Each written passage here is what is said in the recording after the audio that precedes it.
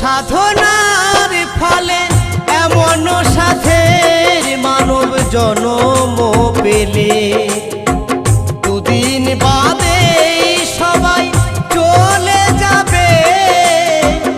এই হরি নাম তুমি গাইবে কবে? এই হরি নাম তুমি গাইবে কবে?